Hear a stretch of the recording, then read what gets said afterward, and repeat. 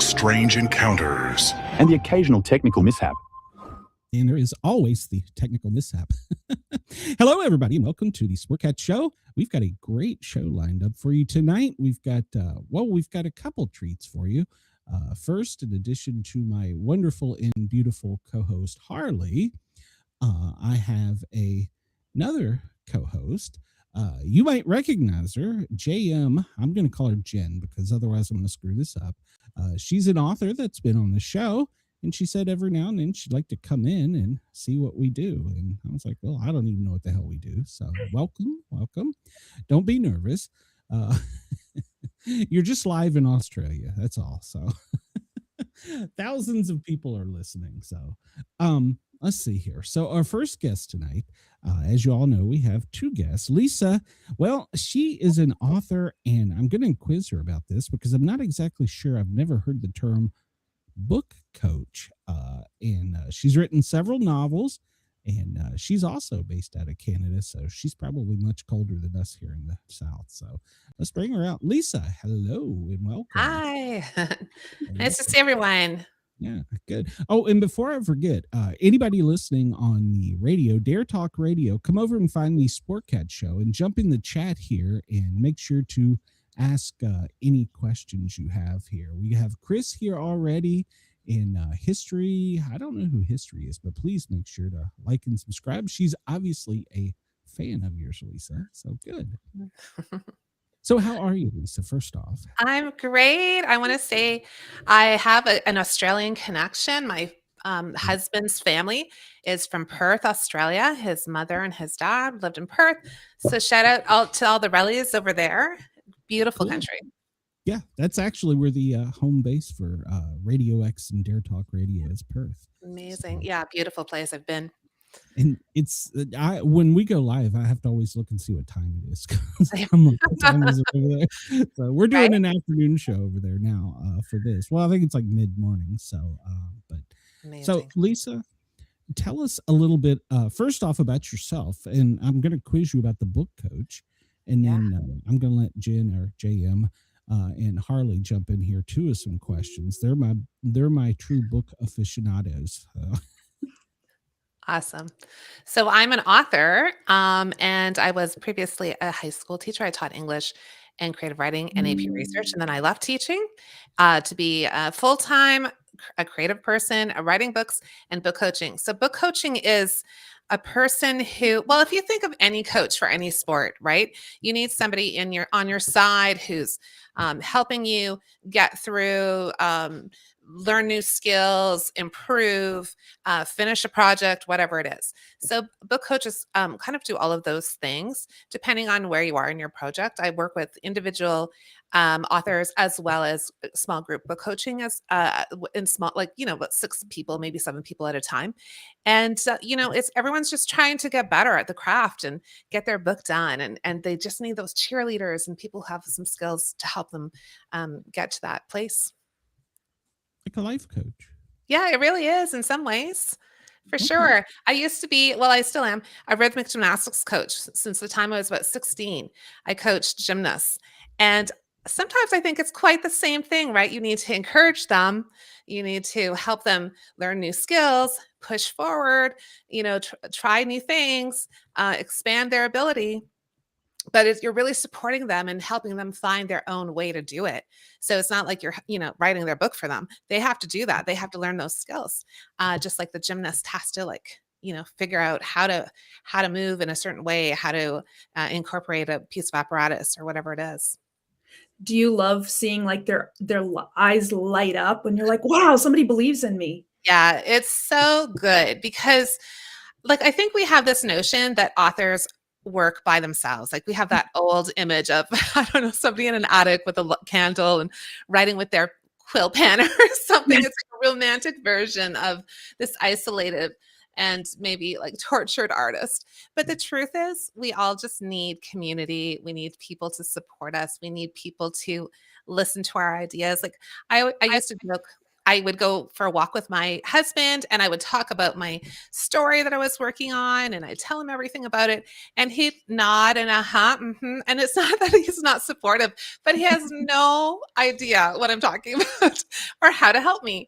And so now when you find that community, whether it's a friend who's writing or you take a class or you have a book coach or whatever it is, you really have somebody who understands what you're going through, that how difficult it can be and how hard it is to sit down to write and plot problems, all of those things. So how many times can you say sit? right, exactly. So I love it. It's so fun to see an author just find their own voice and get confidence in their storytelling. And it's just delightful. So it's such a pleasure. I mean, at the end of the day, what you kind of want from a writer is that they won't need you anymore, which is a little hard to stay in, in business, but it's kind of what you want, is to get them to a place where they feel really confident and they're able to keep working on their own. But actually, I often have a book coach myself. Like I have somebody that I work with when I'm working on a new project, and I can bounce ideas off of her, and I love a deadline. It's the best. I love a deadline. I love to sit down on a Zoom call with her, talk about what my ideas are. We kind of bounce back and forth, and then I'm ready to go and start drafting. So I do employ a book coach myself when I need one. Well, I think even I've heard editors will also get people to edit their own work too. We need the sounding board. Otherwise it's very lonely and we get stuck in our heads. We got to share. 100%. Yeah, I think that's exactly right. And the problem is we don't see our own work clearly when we've been doing revision after revision after revision. We need an editor. We need somebody else's fresh eyes to say like, oh, you said that a couple too many times, or like you went from here to here, but I don't know what's going on over there. So like we do need that at every stage of the process. So even if you're a really experienced writer, that editor or that person at the other side is definitely going to help improve your manuscript. And that's what we all want, right? We just want to do our best and write the best book we can and give it out to the world. Yeah. I wrote the first chapter of my book, and I just sent it to some friends. And Cheyenne, one of my other co-hosts, she sent a message back to me the next day, and she goes, "Do you know how to use quotation marks?"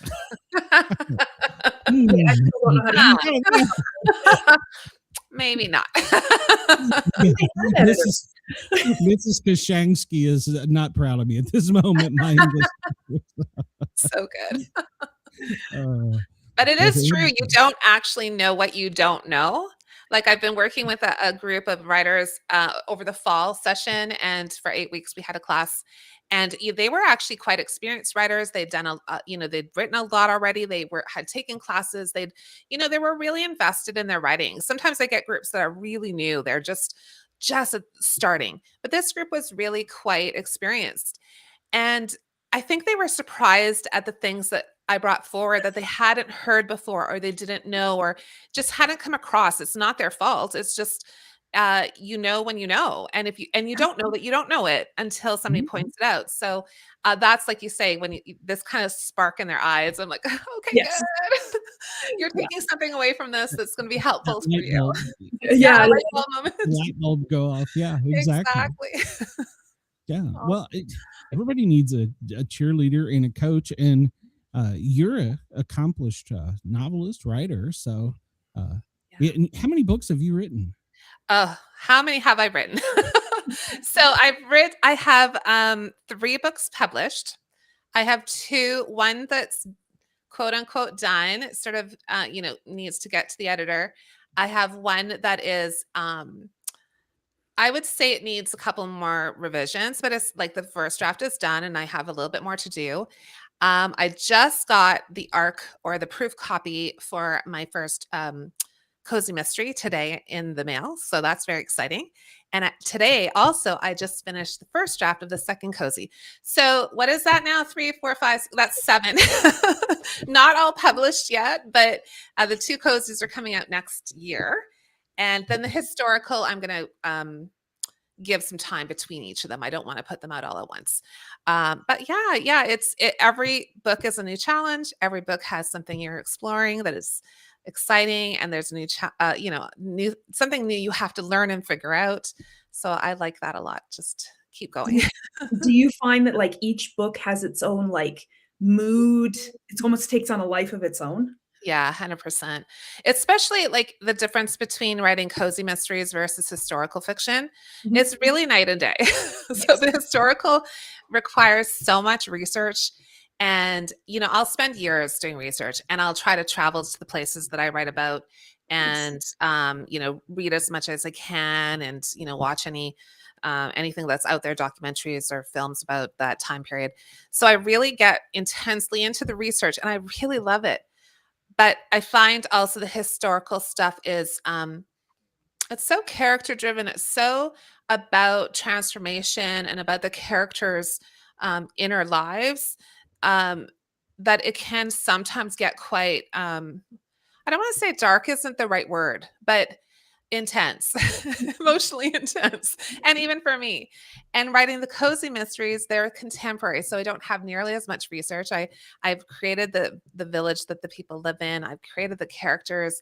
I just feel like I know that place so well and all the folks in it. So now just finished that first draft of the second book, and that was so fun to return to that world because it was like, oh, I know where I am, and I know it. I know where. Like it was so joyful and full of energy, and it was so fun. So I love the historical, but I like the balance because different books have a different tone and a different Mhm. mood, and you as a writer, it's a different energy. Did So I like them both, but the reader will feel the energy is different for the different styles, I'm sure.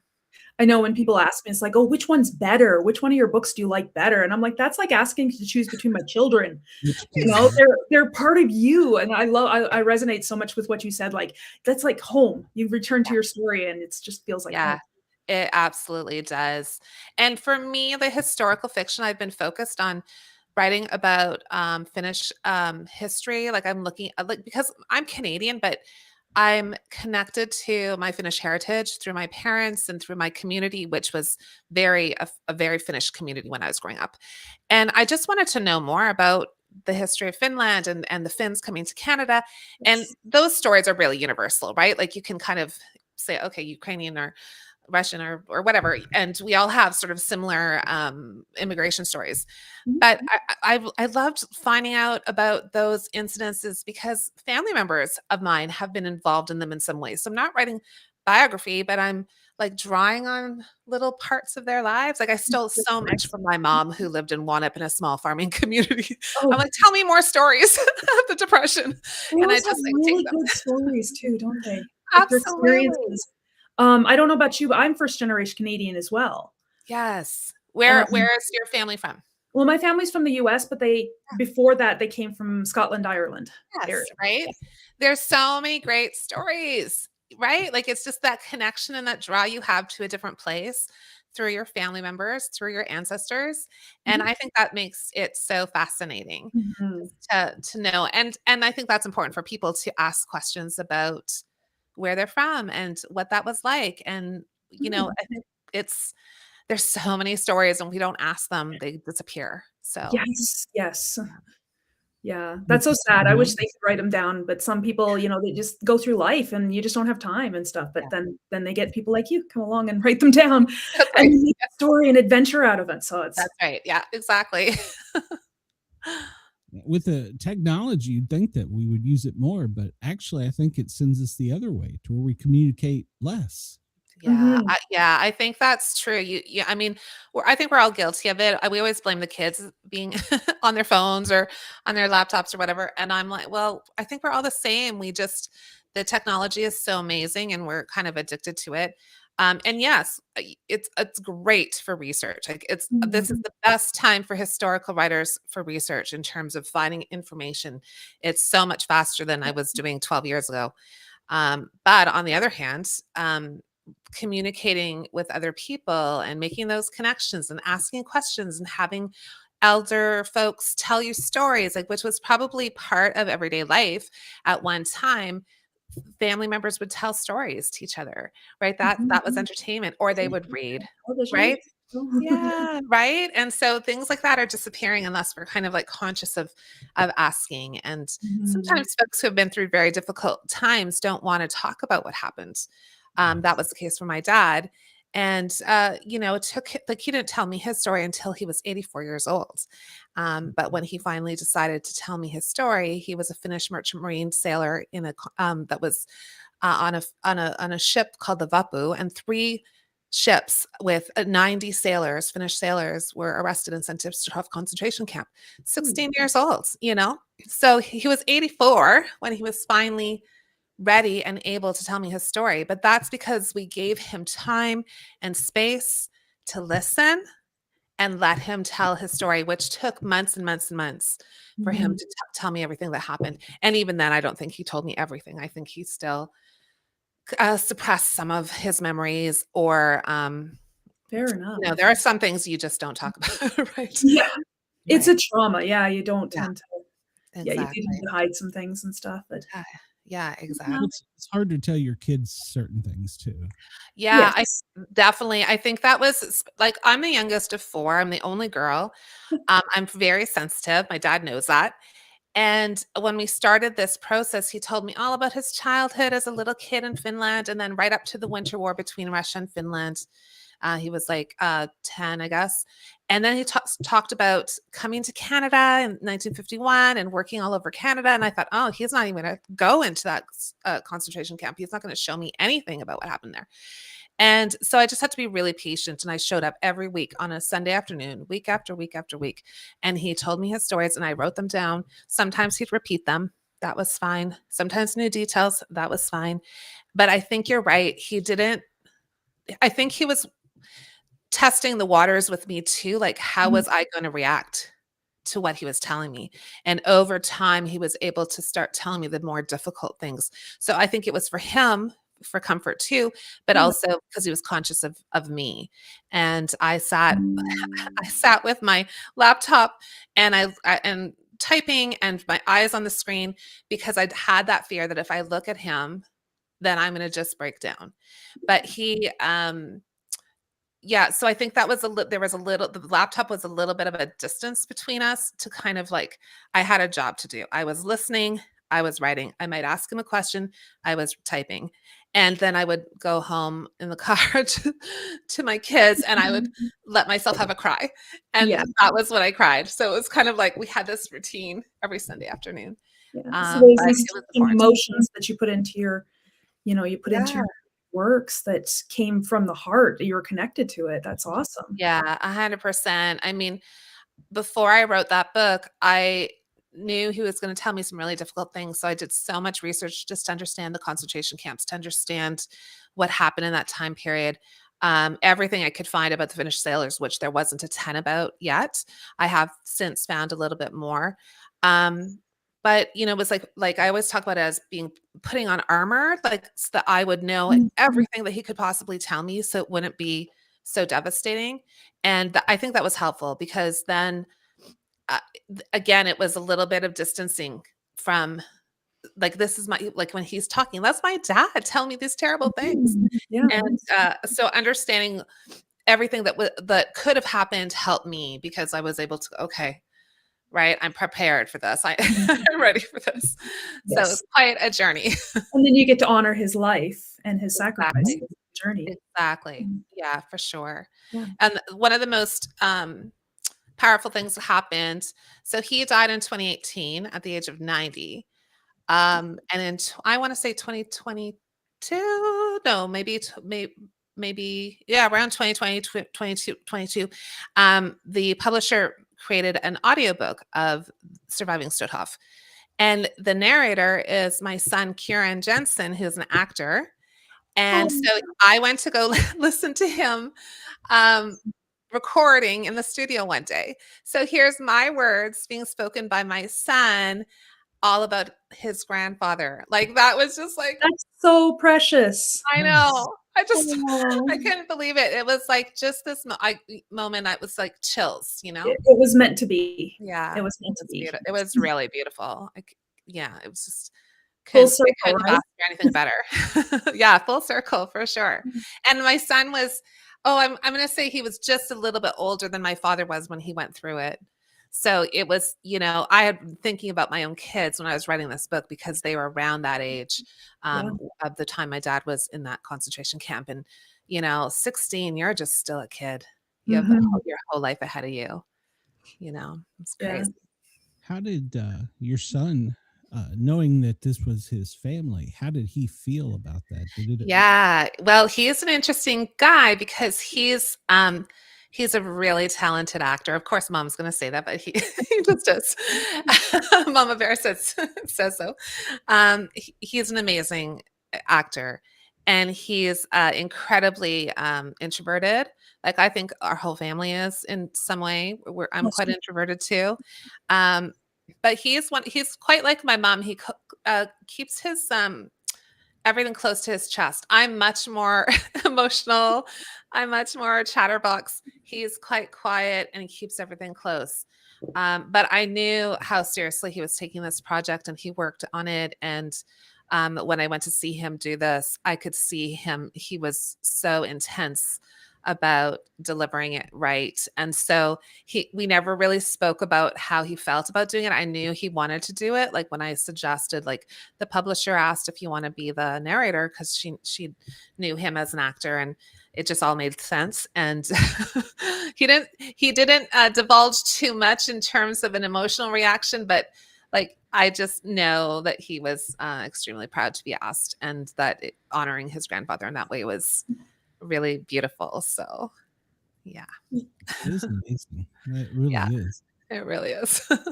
Yeah, when we were talking about the technology, you brought it full circle. Yeah, my wife is from a Jewish Czech background, I think. Yeah, and her dad didn't talk about a lot of the time in the military. Yeah. And this is a weird story, so bear with me here.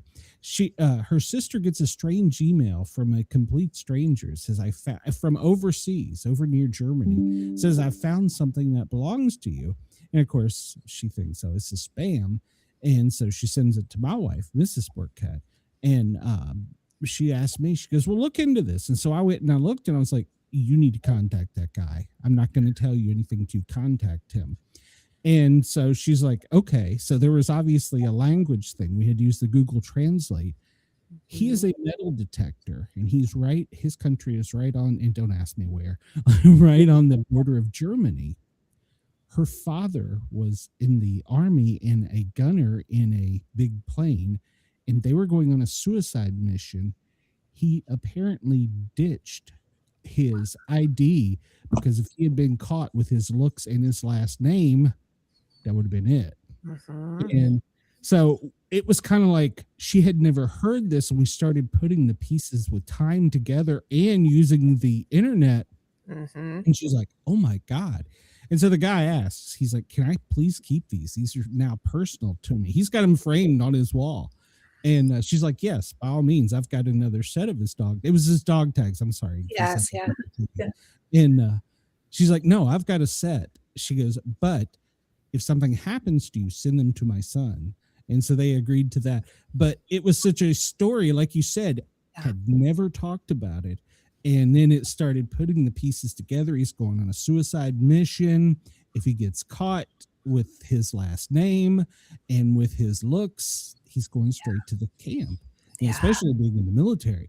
And luckily, apparently, everything worked out. But historically, we found out. But it was so strange to catch a story that way because no one had talked about it. That's right.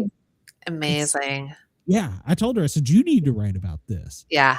I said, take your father, because you don't know what happened, but put yourself in him.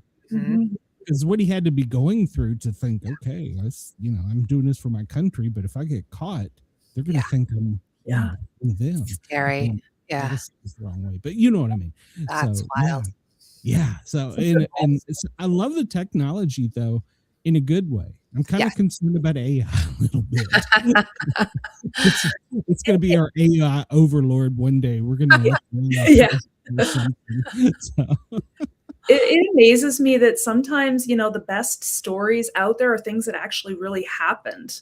Yeah, that's funny because my dad would say, like, I loved fiction, and I still love fiction. I write fiction, and, I just, devour it. And he would say, and he never ever read fiction. And he says, well, because real life is crazier than anything you will read in a book. And he is right. Like, there are some things that if you were to put it in a novel, readers would be like, nah, that would never happen. But like, because it's real life, like it's too out there. But I think even like high fiction writers or fantasy writers and stuff, you're still drawing from real life events. Yeah. Real emotions and real traumas and real things. I mean, they may not have wings, Yeah, 100%. Yeah, no, it's very true. I think we're always drawing on what we know and what we observe and people we've seen. Like, it's not that you're necessarily creating a character that's based on someone in particular, but it's composite of all kinds of different people you've met and seen and observed. And I think we're always trying to work through issues that we have or questions we have, or they come out as themes. I write a lot about grief and loss because that's been a theme in my life. So I kind of explore it in different ways through my fiction. And not that it's therapy exactly, but it's a way of kind of like encountering it again and thinking about it and seeing how this works and how do people respond to it. So yeah, I think fiction can be great for the reader to explore their own lives kind of vicariously through the characters, and for writers as well to experiment with okay, what if I put this character in this situation? What happens then? Yeah, well, I used to do that. That's what I started. Yeah, exactly. It's so fun. In your latest book, Like Water for Weary Souls, how much of that it comes from the Great Depression? How much of that is from your family background? Yeah. So actually, like, I did a lot of research for that one too. So I set it in a northern Ontario mining town of Sudbury, which is where I'm from. So that was fun because I really could look. I actually went to the library and found maps from the 30s, and I was able to really see, okay, what was Sudbury like then? It had just become incorporated as a city in 1930. So the timing was perfect. And then my mom's experiences growing up. She was born in 33, a little bit later, but she grew up in a farming community just outside of Sudbury called Wanup. And I've been to her little farm that she grew up on, and she would tell me all kinds of stories about what it was like to live there. And it was a very Finnish community as well. So I just took all these little bits and bobs of things I knew and people I knew and what was going on, and put it into this Depression era story about these two Finnish domestic workers. And I came across this great book. I always talk about it. It's called Defiant Sisters. And it's a researcher from I want to say Ryerson. It could have been University of Toronto. I don't know. I don't remember at the moment, but her name is Valtbo Lindstrom. And she wrote about Finnish immigrants in Canada for, like 100 years or something, probably longer. And I got to the section of the 1930s, and she was talking about Sudbury, and she was talking about Finnish domestic workers. And I'm like, that's interesting. And then she started talking about all the other things women did to earn a living during the Depression, such as running boarding houses. Okay, yeah, that makes sense. I knew that. Running brothels. That is not something my parents told me about. And bootleggers, all the women who were bootleggers. I'm like, okay, I think we have some stories here. And that's where the spark of the idea came from. I'm like, yeah, you know what? People are just trying to survive. Everyone wants a better future. Everybody wants something more for their families. These young girls come from a farming community into the city thinking they can have a better life. And it turns into a bit of a mystery because one of the girls dies. Her body is found in Nolin Creek, and the other sister's like, "What?" Like, the police say it's an accident. She's like, "No, it's not an accident. She would never have crossed this creek. There's no way." And she's determined to find out what happened to her sister. So it's historical fiction, but there's this murder mystery at the center of it. And so, no, the characters aren't people I know, but there's all these little infusions of stories I've read and people who existed and real history. And that's my, sweet spot, is to find like, okay, how can I incorporate what I already know and people, like behavior more than actual people, and choices they make, and make them complicated, because we can really judge those women. We can say, well, why do they, whatever. But I wanted them to be really relatable and be like, okay, they were making choices. They were trying their best. They were trying to stay alive, and we may not agree with their choices, but you can understand why they were making those choices. Yeah, when there's no other options and stuff, and it comes down to survival. There's a lot of things that people would do that they normally, that, if you're not in that situation, you wouldn't understand. Exactly. Yeah. And I feel like there's so often when we're reading historical fiction, we can connect it to what's happening today, right? There are lots of people suffering. There's lots of people who are in situations that are not ideal, that they're not welcome. They're struggling financially. There's, so many issues going on. And I love that historical fiction shines a light on those issues by looking at the past. And maybe you're also then considering what's going on in the present. And I don't know, it doesn't make a difference, I'm not sure, but I hope so. I hope people start to see things differently. Yeah. Well, I think the past ends up repeating itself too. So, it's sort of becomes current events eventually.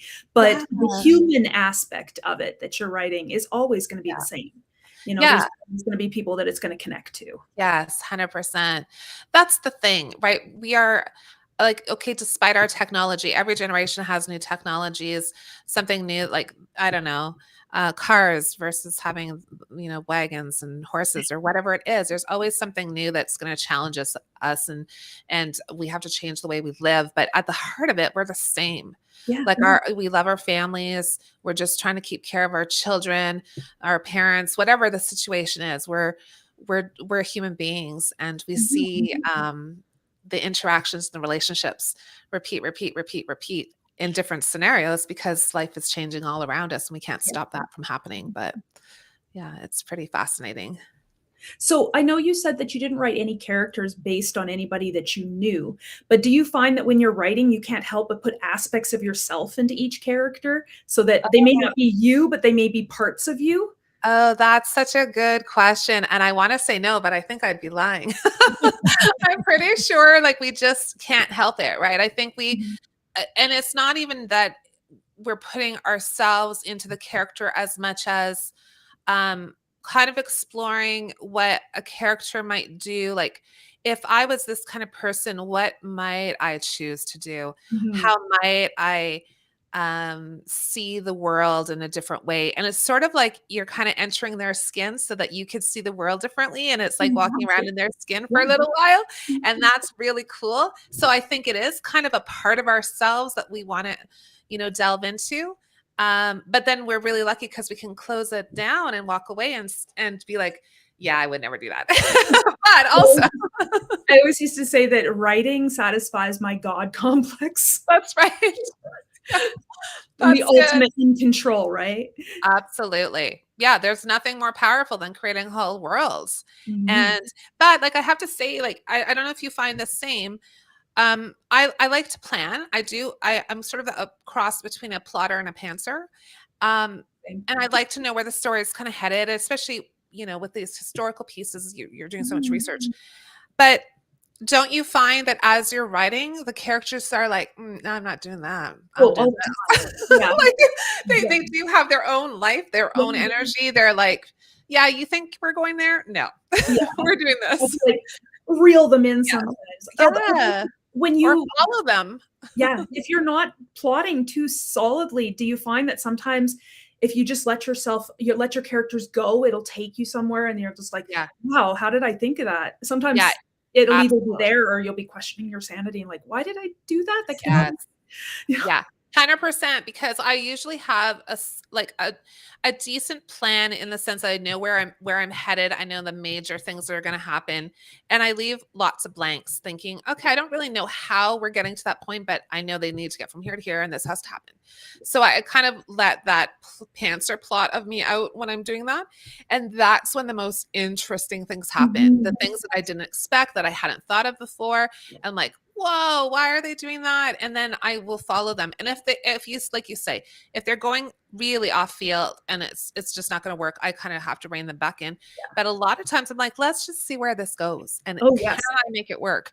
And that's so fun because really rich, interesting things can happen out of that. So my suggestion is, have a plan, but be flexible with it because You know, the new things come up. Your unconscious is always working on your story in the back of your mind when you're not thinking about it.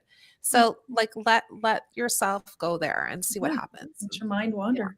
Yeah, absolutely. I like how you said that. Your unconscious is always working. And you're right. So when you're doing that, do you just basically sit at the keyboard and just free flow?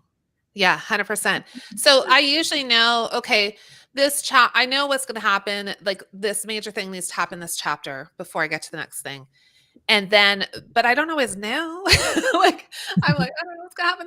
And I just go for it. I kind of almost treat it like, especially in a first draft, like free writing, you know, that kind of free, some people call it free fall or, you know, just where you just go at it and just see what happens. And that's when some magic happens because you're not thinking too hard about this must have like next. It's just like writing. So do I keep all of that writing? Probably no. And when you go back to revise after first draft, you know, you're going to shape and form it anyways, and you're going to get rid of things. But in that first draft moment, it's fine. Like just get it on the page. And it's so surprising to me. Sometimes I look back at that, you know, really rough work and think, where did that come from? You know, like, did that just come like from on high? Cause I don't know. I wasn't planning that. It just happened. So that can be very powerful. But it can be frustrating too. If you kind of sit there and you're writing, you're thinking, well, where is this going? I don't even know. Yeah. That's a lot of words sometimes to like, let them wander. Yeah. And that's what I was going to ask. Like in the movies and TV shows, they have like outtakes. Do you save those to use for later storylines? Like when you're going through your editing?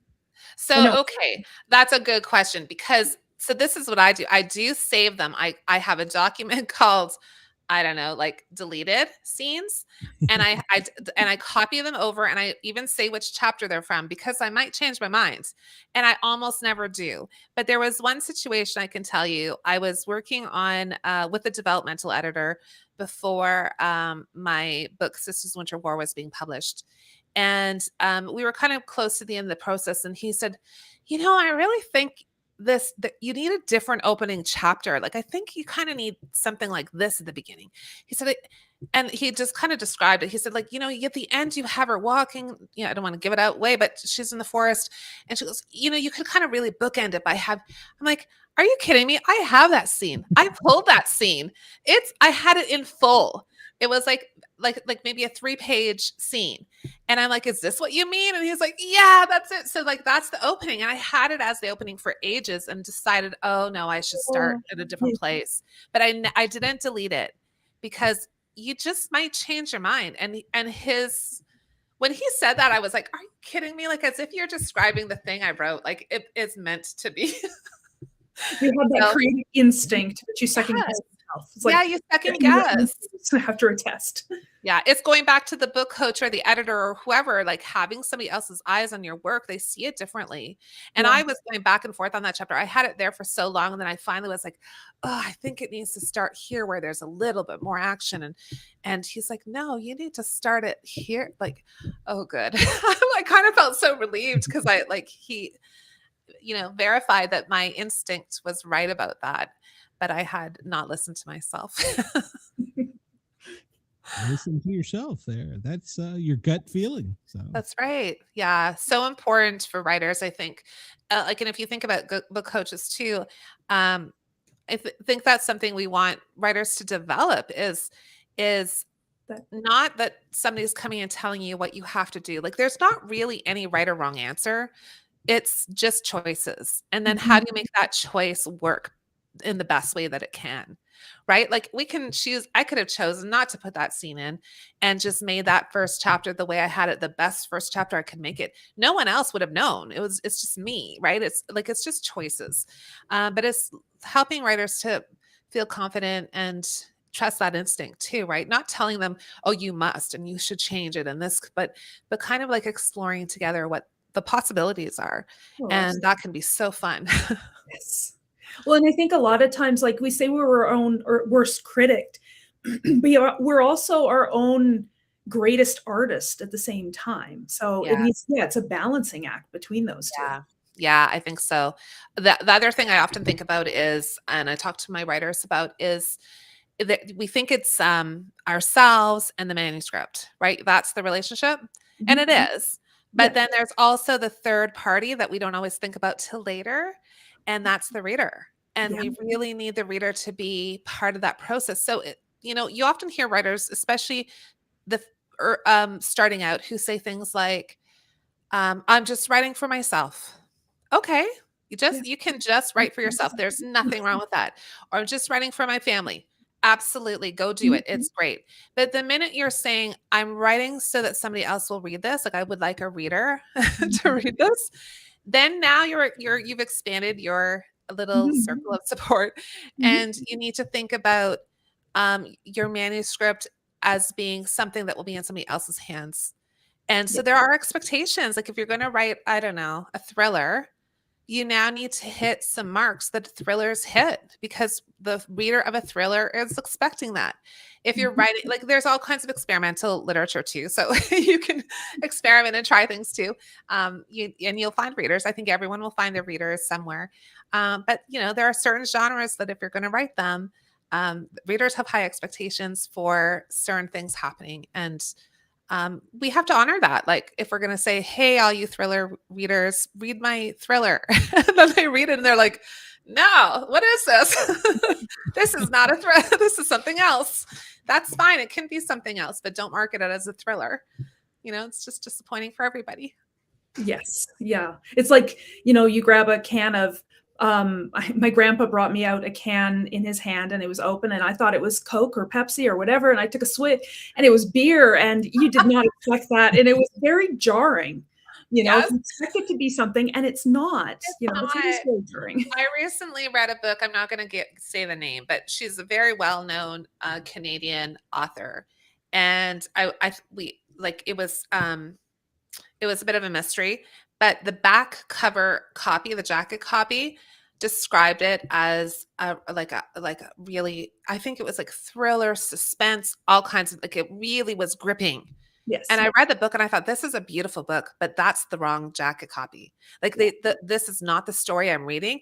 And I wasn't angry about it. It was a good book, but it was like, I felt like duped in a way. Like the marketing promo people were saying it's this, and that's not what it is. Yeah. So like, if you want you to find the right readers, you need to be honest about what your book is about. Like, don't pretend it's something that it's not, So I just thought, well, she didn't write that. The marketing department wrote that. And she's doing quite well. So she's not worried about it either, I guess. You've written several different genres. Is there one that you'd really like, a different genre you'd like to dip your toe in that you haven't done yet? This is like maybe the Aries in me. I love trying all kinds of things and just feeling like, look at that bright, shiny thing. I should try that. So the cozy mysteries are my latest diving into something new, which is I've just had so much fun with. But it made me have some confidence that I could learn a new genre. So that in the back of my mind, down the road, I would love to try something else. I'm a really big fan of sci-fi, and I've never write sci-fi, but I soak it up. So that's kind of like, could I don't know. I once thought I would write, in fact, before the cozies, I thought, I'm going to write a romance series. And then I was like, but I don't really read romance. So that's when I was like, but cozy mysteries, I love thrillers. So I think that's the thing. I'm going to have to play with what genre I love, because I think you need to be invested in it yourself, or you're just pretending. And then your reader is like, I don't get it. So I'm very conscious of, like, if I'm going to do something, I want to do it well. I want to, honor it. Like, I don't want to be pretending to do something because it's for whatever reason. I think it has to be authentic. So I'm not sure what's next, but I definitely have a couple of these historical novels I need to finish, and this cozy mystery series. So that'll keep me busy for a while. Then I'll have to think about the next thing. There's a whole landscape out there. Yeah, 100%. Now, I know you probably saw my email. There's one question we always ask every one of our guests. Have you ever had any type of paranormal experience, seen a Bigfoot, Nessie, anything? Yeah. Well, okay, I can tell you. Can I tell you 2 little stories? You absolutely can. Yeah. So the first one is actually related to my dad. And they're both related to my dad. I just realized that. So, like I mentioned, he died when he was 90 in 2018, and much beloved and missed. And his lucky number is 14. And after he died, I would start to see 14 everywhere. If I woke up in the morning, it was 4:14. I'd look at the clock, 3:14, 5:14, like all day long, every day. And I was like, this is weird. The ending of my cell phone number is 14. I moved house after he died. I moved house 144. My box number from postal box number has a 14 in it. It just kept showing up. And I told my mom about that, and she reminded me that that's your dad's number. Like that was his number, his lucky number for his whole life. And that's been, since 2018. And I still see 14 everywhere I go. Maybe because I'm conscious of it, but also like, why am I waking up in the morning at 4:14? Why? And So I just say, hi, Dad. You were seeing these 14 numbers before you found out it was your dad's favorite number. Yeah. I don't know. Cool. Yeah, no, she told me. Then the other strange thing is kind of something that happened to my mom and then happened to me. So just after he died, she started getting phone calls, and she'd answer them and there was nobody there. And one day I was in she lives in a old age retirement home, and the phone rang, but it wasn't her normal phone, like landline ring. And I said, have you changed your ringer? Because I thought she doesn't know how to change her ringer. There's no way. And she's like, no. And she didn't say anything. Okay. And she goes, well, actually, I've been getting calls and with this ringtone. But then during the day, normally it's just the regular ringtone, but this ringtone, and there's no one there. And it often happens when a family member is here or somebody Dad knew really well. And she goes, it's Dad. And I thought, okay, sure. And then a couple, I forget, maybe a month or 2 after he died, I got a phone call really early in the morning, like 4 in the morning. Again, I've never received a call at that time of day. And I answered, and there was no one there. And I told my husband about my mom's story, and I said, what's going on? And so he did that reverse lookup to see who the number was. Like, it could have been a whatever, fake number. And there was no number. Huh. So, hi, Dad. And those phone calls continued for several months until they started to peter away. But my mom was convinced he's just checking in. And I thought, oh, that's so nice. Yeah. Not a scary story. It's kind of a nice, warm story, I think. Not all paranormal stories are weird. Sometimes they're comforting, I think, Mm-hmm. And like I say, when I see 14, it's no longer surprising to me. It's just like, yep, hi, Dad. And I feel good about it. It's this little connection. And don't they call that angel numbers? Yeah, I've heard that too. Angel numbers. Yeah. So they're looking out for you, I guess, which I love that if that's the case. I know my grandfather passed away in 2019, right before the whole pandemic thing started going on. And he always smelled like sawdust. Oh, yeah. And for several months after he passed, I'd be walking through my house and I'm like, someone smells like sawdust. Yes. And the same thing happened. My uncle passed away a couple years ago, and he was a big time smoker, and he always smelled like cigarette smoke, right? Yes. And none of us in our house smoke, but yeah, again, every now and then I get this whiff of like cigarette smoke, and it's just I honestly believe they can reach out. I think so. I think it's possible, and I love the idea that you're like, for both times it's sense, like that somehow for whatever reason. That's how they know they can contact you is through sense. Yeah. And for me, it was like the visual aspect of the number, and my mom missed phone calls, which was really like kind of in your face. Like I was like, who is this call from? There's no one there. And then that wasn't working, and they tried this. Yeah, it's so incredible. Well, I tell my children are grown, 22 and 25. I tell my kids, listen, when I'm dead, I'm gonna contact you. And my daughter's like, well, how will we know it's you? Because she's like just rolling her eyes. And I'm like, I'm gonna say believe. And she goes, oh, Mom, that's just too typical. And I said, okay, I'm gonna say pickle sandwich, or I'm gonna show you like, and so she's like, okay. So now that's the problem. Like, I don't know what happens when I die. How am I going to show her pickle sandwiches? I don't know, but that's my challenge. A challenge in the afterlife. I like that's that. right. You need a challenge in the afterlife. So make her a believer. Yeah. Well, I interviewed a lady that her husband, her fiance was a police officer, and he was shot in the line of duty.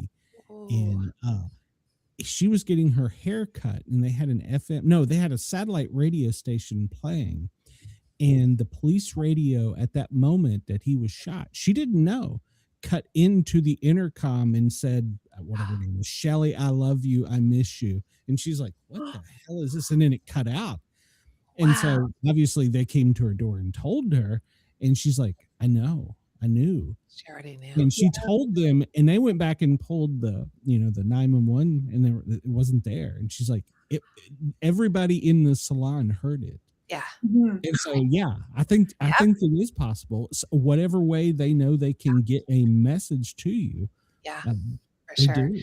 Well, and my thought is, I mean, I'm no expert, but I think we're made of energy. Everything's made of energy. Energy can't be destroyed, but energy can affect other energy. So it kind of makes sense that there's a way of affecting light or sound or radios or whatever. Like, I just think there's a possibility of that. I mean, I don't know what to believe actually, but I can't, it's hard to deny when people are like, okay, this is what happened to me. Mm-hmm. Yeah. Oh yeah. Some of the stories I've heard, I'm like, okay, that you couldn't make that up. Like with her, and she was young. She was very young. So, well, we only want to keep you for about an hour, and we're getting close. I want to make sure everybody knows how they can find you if they want to reach out to you and use you as a book coach, and how they can find your material, your books as well. Yeah, absolutely. So you can find me at my website, liisakovalabookcoach.com. So Liisa is Liisa because I spell it the Finnish way. And also I'm on Substack. So I have, it's Liisa, I'm just trying to remember, Women Writing, Liisa Kovala Women Writing on Substack.com. So, but if you just go Substack, Liisa Kovala, you'll find it. It's called Women Writing. And I have a newsletter there and a podcast called Women Writing as well that folks can check out. And they can also get a free download called the Sisu Writing Method, Ancient Finnish Wisdom for Modern Writers. If they're writers and just need to learn a bit how to use Sisu, which is strength, courage, determination to get their work done, that hopefully can be very helpful. Yeah. Okay. All right. Shoot me the Substack information. I'll put it in the show notes. Perfect. I will do that. Yeah, I like to make sure that it probably won't happen tonight, get it in the notes, but I'll get it in there in the next 24 hours.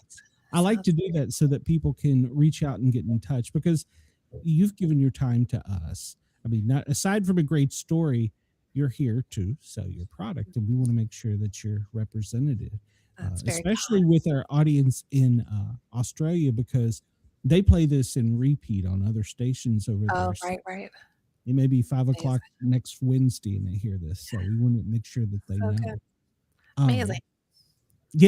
That's the weird thing about technology. I never envisioned this little tiny show being international, and I always joke I'm a guy with a microphone with a Southern accent. I have more fans in Australia than I do in the U.S. I don't understand, but don't argue with it. So that's awesome. So you've got to promise me something. You said earlier you're working on the other books. Mm-hmm. When you're finished, you need to come back over here and talk to us. I would love this. This is so fun. I really enjoyed it. I'd love to come back. Yeah. It's great chatting with you folks. Jen, do you have any questions for her before we cut her out of here? No, I was checking out your newest book out there, and I'm thinking, I have not read a lot of mystery, but I think I want to read this one. Great. Good. I'm glad to hear it. Yeah, this was such a fun conversation. I really appreciate it. It was. So It was. good. It Yeah. did. It was, and it went too quick. I was sitting here looking at I the know. clock. Oh my god. Yeah. So, I know. I didn't realize even how fast it had gone. Wow. but that's the sign of a great storyteller. So Mhm. you pulled Or this good in, you questions. took this engaged. Hey, A good it's conversation. teamwork, so Well, thank you. Lisa, have a great night. But Thank like I said, you. please come back and see us. And Love you and to. JM are both authors, so you got a Yeah, lot. amazing. I'm just Yeah. a reader, and I'm a hacker. or There's no such thing as just. There wouldn't be authors without readers. So thank you for being a reader Yes. and for Well, being a that's great the author. host. You know, you're not an author until you publish. Before that, you're just a just. So you That's very true. That's very true. So Amazing. all right. Well, happy holidays, everybody. That was yes, so ma'am. fun. You too. All right. Yeah. Happy holidays. Merry Christmas. Happy New Year. Merry And Christmas. Happy we New will Year. see you. 2026 is going to be good. Oh yes, it's an even number. It has to be good. Yeah, it'll be awesome. All right. Good night, everyone. Bye. Talk to you soon. Bye-bye. That was great. And it did. It went by much quicker. It did. I It went looked by down and I so was fast. So, well, Jen, let me push a button here for the radio station so they can they can edit in what they need to, and then we'll be right back because our next guest is hidden behind us here. So, Broadcasting across Australia on Dare Media Group radio stations, this is the Sportcat Show, uncovering secret chapters, strange encounters, and the occasional technical mishap. lots of technical mishaps. Well, welcome back to hour 2 of the Sportcat Show, formerly known as the Paranormal guys. We've taken a detour, and we like to think now we're an entertainment paranormal show. So yeah, our co-host tonight is J.M. Shaw. She's an author, and we've had 2 authors on tonight. Brad is our next author. He's also a Canadian.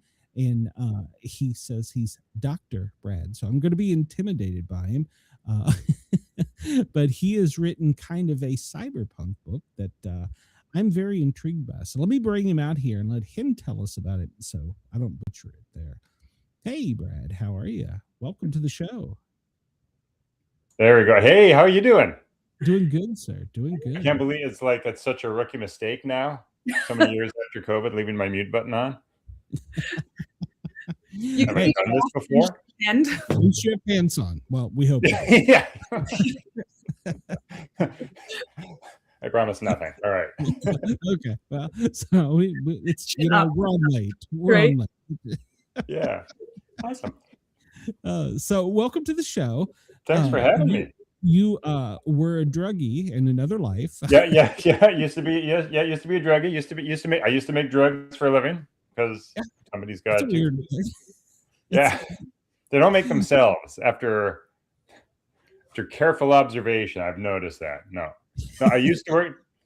Don't call the cops. I used to work in the biotech industry. I used to make legal drugs for that's. Yeah. Nothing Don't wrong dox with me. mushrooms. Come on now. So. Yeah. once upon a time, I used to shoot people with ionizing radiation. So Oh, fantastic. Were you an evil scientist or a good scientist? That's the question. I worked in the dark, Okay. chemicals and X-rays, and so maybe I was an evil scientist. I don't know. Yeah, I love it. Yeah. Yeah. My past life, I like to drive fast and cut the clothes off people. So Okay. Oh, okay. Yeah. I was a paramedic. I did it legally. So Yeah. oh, That's a funny way. I've never heard the career of paramedic be described that way, but that actually sounds staggeringly accurate. I love it. well, it is. Yeah, you get to drive fast. I cut the clothes off people. It's sometimes there's surprises. Let me tell you. So Yeah. always wear matching underwear. Mom was right. Always, yeah, well, always wear underwear. Step then- one, wear underwear. Yeah. That's true. So, what got you to writing science fiction? Yeah. Oh, fun question. I've always written. So yeah, I write science fiction. I've always written ever since I was a young kid. whenever I write long form stories like novels, they just come out as science fiction, fantasy. It's funny, whenever I write short stories, they're always fantasy, but whenever I write long stuff, it's always sci-fi. So if there's any, I don't know if anybody has psychology as a background, you can try to figure that one out, but you haven't written them long enough to become a sci-fi. Yeah, that's right. Give it time. They'll be sci-fi eventually. Yeah, exactly. Yeah. They said we'd have flying cars, and they were wrong. So yeah, it hasn't happened yet. And I've never actually.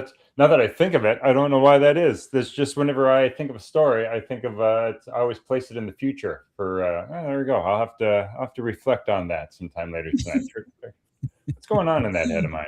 Well, we do have self-driving cars in Texas. I know. So that's the thing. Like it's getting challenging to write science fiction these days because like all the old tropes they like exist now. Like, oh man, what's left?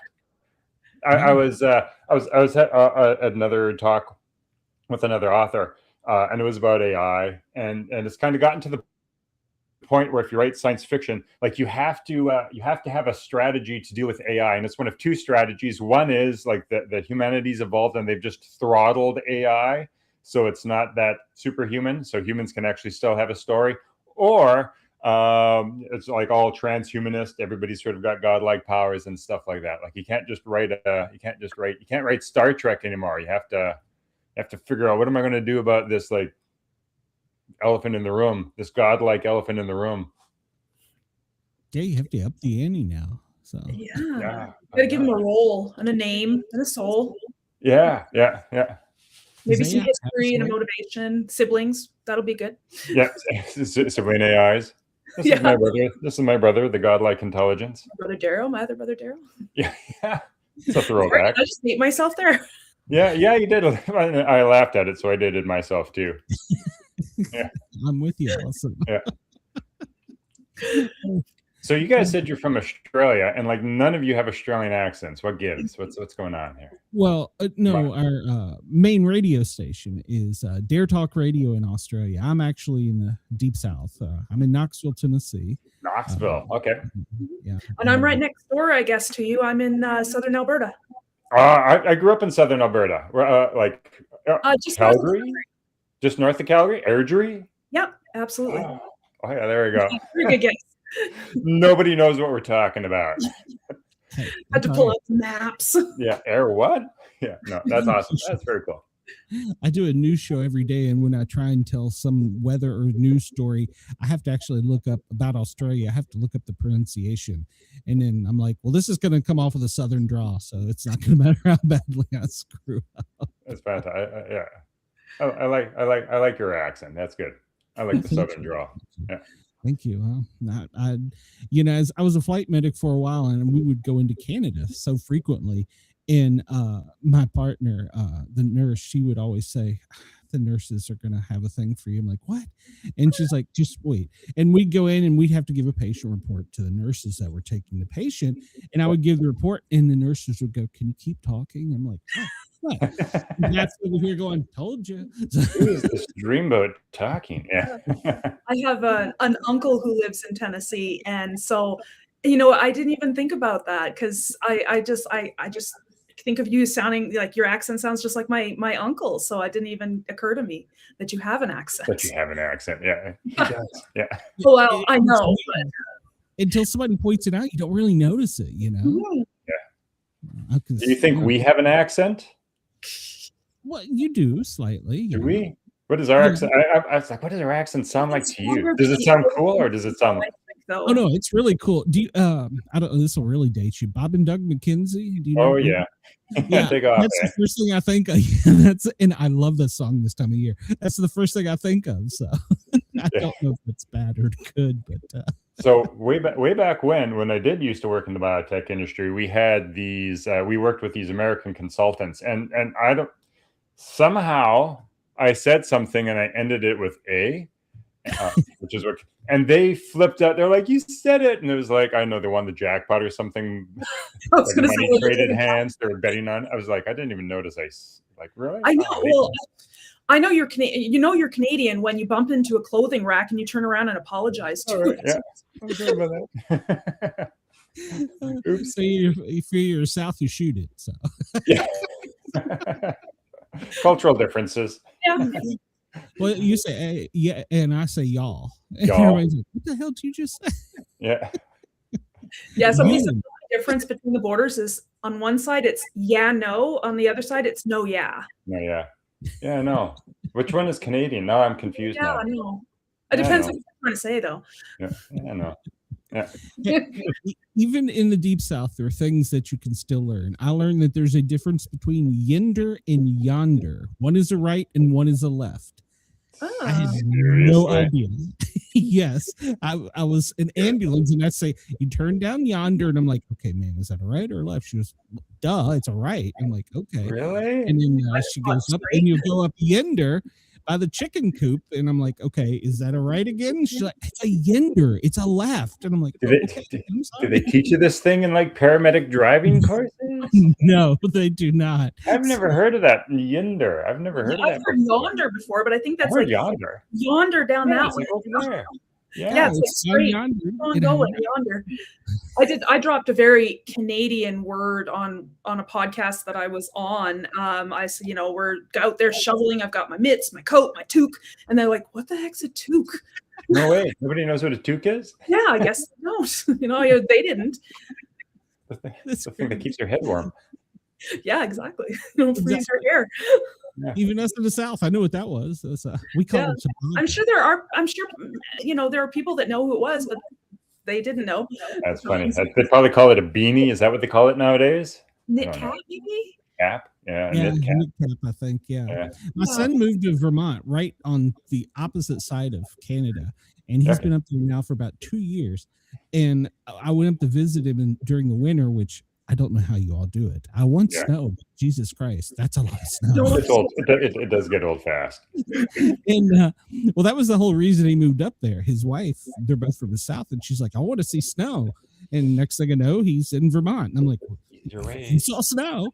And he's got on his big fur hat and these big mitts. And I'm like, what? Where in the hell do you get this stuff? They don't sell this at Rural King. I remember one day opening my door to go out the door, and I guess it had snowed a bit last night. And I opened the door, and it's up to my waist, and it's got the imprint of my door on there. I'm like, yeah, I'm not going. That's bonkers. Where was that? Where was that? Prairie. Grand Prairie. Oh, that's even worse. Northern Alberta. Good old Northern Alberta. Yeah. He called me right after they moved there, and he said they're expecting a little snow. And being in the South, I was like, oh, it's a couple inches. I mean, I spent a lot of time growing up in Washington D.C., so I'm familiar with snow. Right. He goes, no, they're saying about 2 feet, and I'm like, that's a little snow. That's a lot of snow. Yeah, that would be a little for here. It would be melted in a few days when a Chinook blows in. Yeah, I've learned. And then he he had to get a snowblower, which was totally new, because I'd be like, well, can't you just shovel it? And he's like, no, you can't. There's too much. So I grew up in Calgary, so just south of Airdrie. Nobody knows where these cities are. They're small little. Calgary's the big city in Alberta. So I grew up in Calgary, and then I moved to Edmonton. And again, nobody knows where Edmonton is. It's much north of. It's about 3 hours north of Calgary, driving on the freeway. And I moved there in February, which was a mistake. So I moved to Edmonton in February. Yeah, so that's a mistake. It was like minus 30 Celsius, and like waist high snow. And I remember driving into Edmonton, and there's like these banks of snow, and there's these like little flags that stick out of it. You know what we're talking. Yep.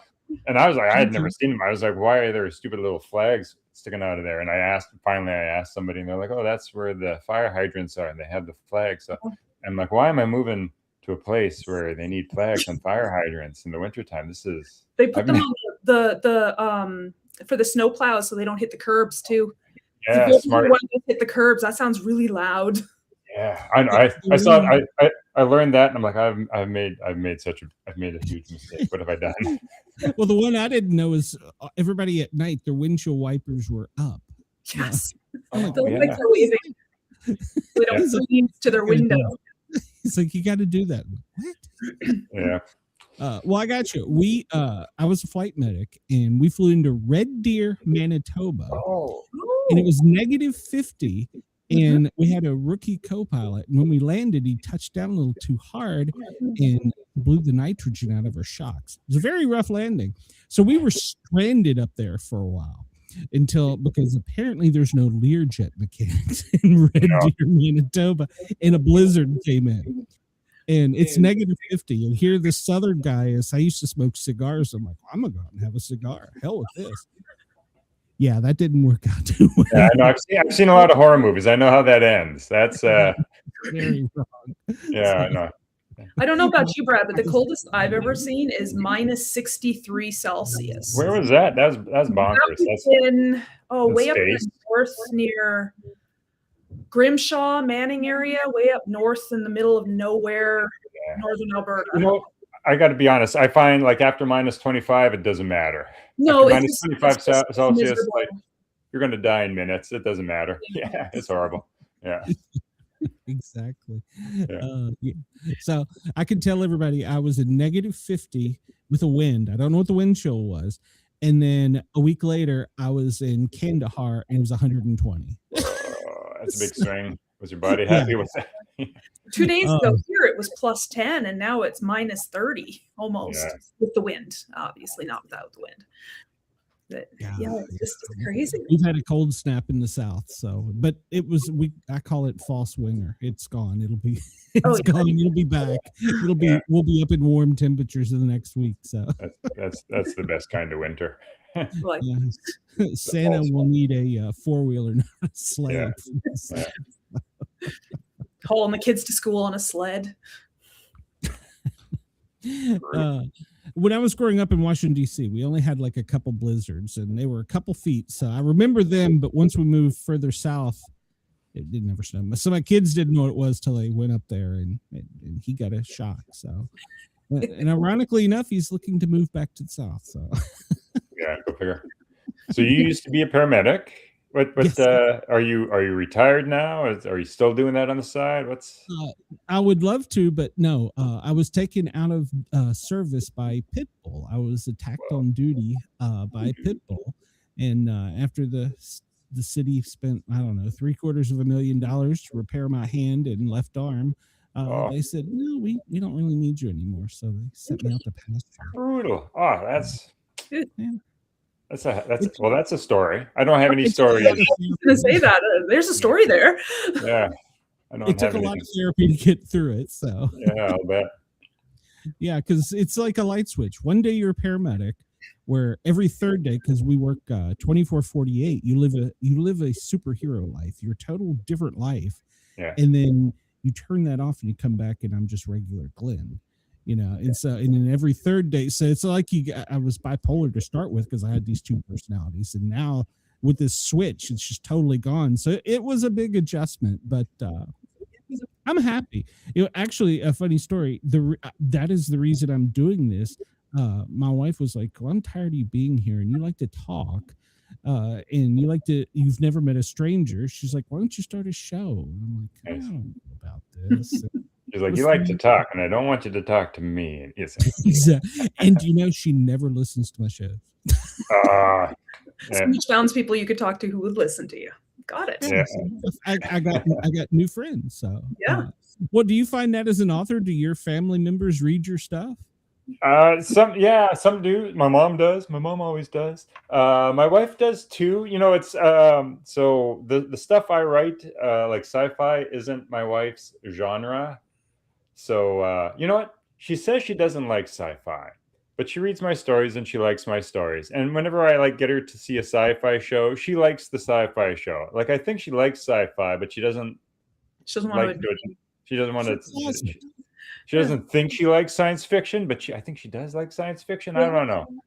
But sometimes that's the hard part about writing is that you're like, oh, all my friends and family should read it, but then not all your friends and family read it, or they'll read the first one and then you're like, oh. Yeah, they'll just decorate their shelves with it, and then you're like, but you want to read it. You should read it. Yeah, it's good. Yeah, someday. I had to threaten my husband with bodily harm to get him to read my books. Did you? Yeah, And did that work? Yeah. He's read my books now. Yeah. Yeah. To be fair, I've never seen her husband, so she may have him in the closet. That's awesome. Yeah. I have a brown belt in karate. Don't tell him. Oh, that's cool. Now we know why you never see your husband. Yeah. He's a kept man. Well, in your story, there's like a conflict going on, like a war going on, a struggle. Yeah. Where do you pull that from? Because I mean, we live in peaceful times. Yeah, sure thing. Yeah. So my latest book, my most recent book, is called Ashme's Song. Oh, look at that. Actually, I just have one like line right here. This is it. So yeah, what's that? That's the only one. There you go. The premise of it in a nutshell is that it is a sci-fi. It takes place in the far future on another planet, on another world. But Ashme, the main character, the society she lives in, the nation she lives in, is devolving into civil war, and she's kind of forced to choose between looking after her family and fighting for her country, and hijinks ensue from there. Things roll out from there. And yeah, so you're asking, where do I pull from for that? I don't know if it's interesting. Initially, so the seed of this idea for this book came back in like 2016. It takes me a long time to write books. I'm a slow writer. But yeah, in 2016, during the Syrian refugee crisis, civil war broke out in Syria. Refugees spread all over the world, mostly into Europe and all the, Middle East and so on. And I remember there's news articles at the time where they'd have pictures of these, chains of refugees. And there's certain political commentators. They're like, look at all the men in these refugee files. They shouldn't be coming to our country. They should be staying back in their own country and fighting for their country, right? And I remember thinking to myself, like, in a time of a war, like, what is the right thing? Should you stay and fight for your country, or should you take your family and get the heck out of there, right? What does it actually mean to be a hero? Is a hero somebody who fights for their country? Is a hero somebody who gets their family and just gets them to safety? Is the answer yes to both of those questions? So yeah, I wanted to write a story that kind of explored that tension. And so yeah, the main character kind of faces that tension of, she has certain gifts, certain science fiction gifts that allow her to be sort of a meaningful contributor to fighting for her country. But she also has a brother that has special needs and, needs somebody to look after him. That kind of falls to her, so she kind of has that tension as well. So yeah, the story kind of explores that choice that she faces throughout. Was it more difficult since she was a woman to explore that character? Because that's something we haven't really talked about in modern society. Is are the women going to fight? Are they going to be drafted? And I liked, I don't know, like you see a lot of tropes, and I want to, I don't know, I don't want to play to stereotype. I don't want to play to tropes. I want to kind of I want to make something that's original, that's familiar but original. So yeah, typically you see, when you're thinking of hey, fighting for your country, you're usually thinking it's a man, fighting for their country. This character is a woman. Women are traditionally, sort of viewed as the caretakers, the ones that look after their family, and she's trying to sort of buck against that. There's another character in the story. Her cousin is a male, and he's kind of we should get out of here and get her family safe. So yeah, I kind of like playing with opposition. So in the story, there's her. She actually wants to fight wants to stay and fight for her country, playing against type. Her cousin wants to get the whole family and get out of there. Again, sort of maybe playing against type, playing against the stereotypes, and they're kind of opposites from each other. So yeah, I don't know. I think a good way to explore tension is to play against type, and that's kind of how you can really, I think, reveal the tension is when you sort of have that, when you sort of play against stereotype or play against type and have opposites that kind of pull against each other. From a woman's perspective, I don't think there would be any difference if you're fighting for your family or you're fighting for your country. You're going to fight. Yeah. So Yeah. It totally makes sense to me. Yeah. And I think part of what makes that question interesting, at least to me, is that like you do need people to fight for your country. You do need people who are willing to fight for what they believe is right and stuff like that, right? But you also need people to like take care of their family.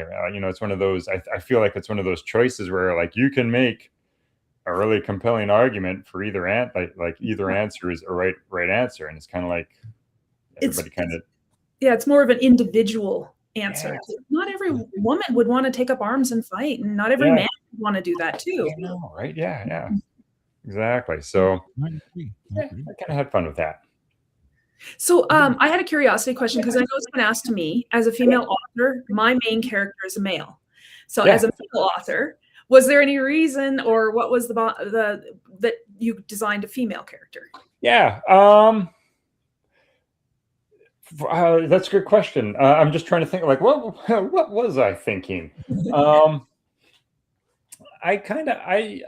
like to, I don't know, I like to do different things every story. My first story kind of had a male character, so this story I wanted to do something different. But I did, you know, I think one of the main drivers in choosing that character to be a female character was that, you know, again, you know, like the classic stereotype. Like if I made him, if I made the main character a male, and the male had a dependent family member, you know, I know you know, it plays into this trope of like, you know, the male is the fighter, and you know, like the you know, the I can see rescue the heroine, and I'm like, yeah, let's you know, that trope's been done to death. Let's do something. For sure. Yeah. So that was probably my main driver there with that. Yeah. Yeah, when she asked that, I thought, I'm trying to call myself a closet novelist. I've got the first chapter, rough draft, and my main character is female. She's president of the United States, actually. So, yeah. So I never thought about that. Why did I do that? It just made sense for that person, for the story I want to tell. So I know when the question was asked to me, my short answer was my character's traipsing through the woods and days on end. I didn't want to deal with menstrual cycles, but that was a joking answer. Like for me, and maybe you can sympathize, is that the character just sort of developed. Yeah. That was the character that developed for that role. Yeah. I think that happens like you develop the character that the story needs, and oftentimes it'll happen organically. Sometimes, like it's not necessarily like it's not like you flip a coin and you see something. It's kind of like just the story it has. I know for me, like when you're sitting down and writing, it just feels like this character should be this way, and exactly. And yours fit into that role very well. Yeah. Sometimes as I'm writing the first draft, sometimes like I'll flip the genders like halfway through just to kind of see, and like, it doesn't fit like that, or like, let's run with this, right? It does fit like that. So sometimes I'll play like, I know, the stories you need to tell kind of just need different people. Because I know I've written other stories too where it's been female authors, and it's just female protagonists. Because I'm an author. You are a female author. Where it's just that was the character that developed for the role. That was the character that needed to be for the role. Yeah. I find it fascinating, and you've already kind of let the cat out of the bag here. You seem to let your characters develop their own thing and lead you through the story.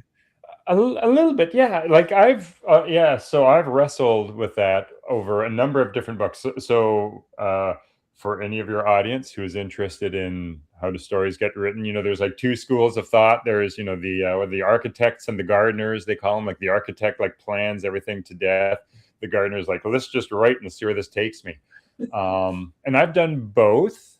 And I find neither extreme works well for me. I have like a rough outline.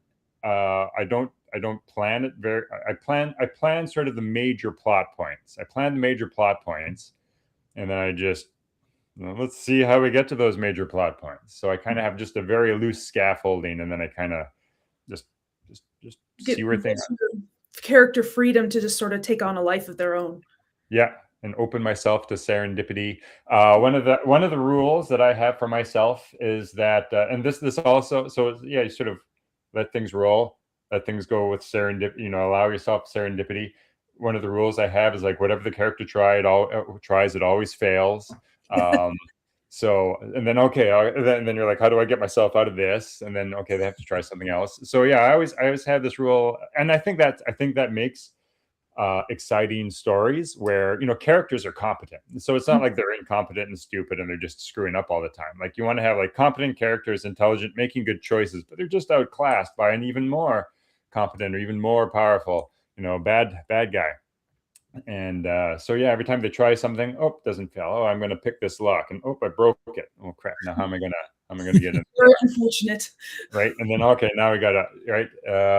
So yeah, so I kind of follow those rules. Let the characters kind of take me there. Whatever they try fails, and now I got to try to figure out a way around it to get to that plot point. And yeah. You ever find that your characters figured their way out when you didn't know how to get them out of a situation? Have they done that? Probably, yeah. Sometimes, yeah, you have these because that's the advantage of being the writer, is like sometimes you can just sit and just spend days trying to think of something, and then also like, oh yeah, that's what this guy would do, or that's what this person would do. Sometimes that's actually a good way to do it. What would this person like? Don't try to solve it, but just answer the question. What would this person do? What's given their attitude? How would they respond to this? And then see where that takes you. Maybe try and fail. When you were talking about that, the first thing that came to my mind is I bet you watched a lot of cartoons as a kid, because you just described Wile E. Coyote. Oh, I know, right? Just keeps trying. That's right. You know, get the damn Roadrunner. God, yeah. Well, we're totally dating ourselves here, aren't we? Wile E. Coyote cartoons on Saturday morning. Yeah. A show that really, I think, showed that to me as an author. You remember that show, Mr. Robot, a couple years ago? So I watched that series. I really enjoyed that series. I loved the series, and I remember trying to figure out what is that's making the show so compelling? Like, why am I always on the edge of my seat? And that's when you pay attention to that show. That's exactly what the writers do. Like the heroes are like super intelligent. They're super competent, but everything they do doesn't work because the bad guys are like 3 steps ahead of them, and so they're always outclassed. And it was like the whole season is like them failing, but pivot. And then by the end of the season, they finally succeed. Yay, they finally succeed. But then you find out like, oh, there's all these unintended consequences that make it even worse in season 2, right? So like that whole, it's like whatever it is, 4 or 5 years, that whole, it's like just failing their way to success. Well, yeah, failing their way to success. Or I like that. That's a good saying. So yeah. So that's kind of that inspired me. I was like, that's a compelling show. That's I'm gonna adopt that rule. So do you have fun getting inside of your villains' heads? Yeah. I enjoy all my characters. But yeah, with the what I try to do with the villains is I think my villains are very understandable, right? And I think that's kind of what makes a good villain. Like, it's not just the mustache twirling, I'm evil, but it's like they're actually trying to achieve something, and you can actually like, yeah, what that person's trying to achieve is actually kind of good. Like in the story Ashme's song, the main baddie is probably this very powerful politician, but when you kind of look at what they're doing and why they're doing it, like they're trying to keep their country safe, and you're like, well, that who can fault somebody for that? The way they're going about it sort of crosses a lot of lines. So they cross a lot of lines in pursuit of what they're trying to do, but what the goal that they're trying to achieve is like, yeah, that's reasonable. That's not an evil motivation. The way that they're going about it might not be considered good, but they've kind of justified it as the ends justify the means in their mind. So yeah, so I enjoy that as well. Like I enjoy trying to figure out, why would a bad person actually do this? Because bad people think that they're the good guy. So like what's going, like, why does that person think that they're the hero of the story? I find that kind of fun. I always like to think that the bad guys were not born bad guys. Something in their life shifted in that direction, right? Yeah, something happened to you, man. What happened to you? Yeah. Yes. Yeah. Give them a cool backstory. Something I learned as a paramedic is everybody can teach you something. Everyone you come in contact can teach you something. It might not be something you want to do or a character you like, but you can learn something. You can learn something from them, yeah. Yeah. And you know that, like, the exercise of like looking at somebody you disagree with and then trying to figure out why they do that. I don't know. I think that's a good experience, right? Like, you don't have to agree with them. Just because you understand somebody doesn't mean you agree with them. But like taking that time and like, how do I write this person so that they're very believable, so that, you know, like I'm describing them the way that they would describe themselves, and yet most people looking at the story would view them as being beyond the pale, right? I don't know. I think that's, it's to your point. Everybody can teach you something. I mean, being able to see another person's perspective, even though you don't agree with it, even though you might still be enemies, like being able to see that other perspective, I think there's power in that, and it's a good exercise. So what did you have more fun writing, as your protagonist or your villains? You know what? I like to, I want them all to be fun. Oftentimes people, you know, in stories, in a lot of shows, the villains are always the more interesting people, right? Because they're the ones that are actually doing stuff, whereas the hero's like, being a victim. I do try to, I try to make all my characters fun. So if I'm not enjoying writing a character, then I'm like, okay, something's wrong with this character. I gotta make this person fun for me somehow. So I enjoy them both. I enjoy them both. Yeah, there you go. I don't know. Maybe that's not the typical answer, but yeah. No. If they're not fun, I'm going to change them until they are fun. That's what I do. Yeah. Makes sense. And back to your point, I would always teach my paramedic and EMT students, even if a person, they may be a drug addict, they may have an alcoholic problem, they may be a bad person, they still get sick, and that's our job, is to treat them. We don't judge you, we treat you. I don't, and I've met a lot of bad people, trust me, but you treat them. They're human. When I was so I used to be a lifeguard, and I don't know if they teach you this in the States, but the mantra that they teach sort of like in first aid courses and in lifeguard courses is that whomsoever you see in distress, recognize within them a fellow human being, right? So it's like you don't pick and choose, I'm going to save this person, but screw that guy. It's like whoever they are, just they're a fellow human being. Not my place to judge. I'm here to help. Yeah. I think that allows us to put ourselves in another person's shoes. Yeah. Which I think we should do. I think we should be doing more of that these days. It doesn't seem like that's happening all that much anymore, but or ever. I don't know, but I think we can solve a lot of problems. Digital worlds nowadays. Yeah. Echo chambers. There's a lot of I out there. Everybody's I. It's all me. So yeah, I hear you. Hello, welcome to the show. We're glad you're here. If anybody in the chat has a question, hop in here and ask. Because we're fair game. If I don't know the answer, I'll make it up. There you go. Hey, what is it? Sailing until you succeed? Take it until you make it. Yeah, I can do that. Yeah. ABC, audition, bullshit, close. That's the truth in a lot of things. That's the secret to it. Yeah, it's confidence goes a long way. Yeah, I do the whole smile and nod. That's my thing. Smile and nod. Yeah, as a paramedic, if I'm doing that, you're pissing me off. So that's the only thing Dad ever taught me. Audition, bullshit, close. Audition, bullshit, close. Yeah, nice. They're young enough threats. ABC. Yeah, and it worked out in paramedic school. Airway, breathing, circulation. So I never forgot.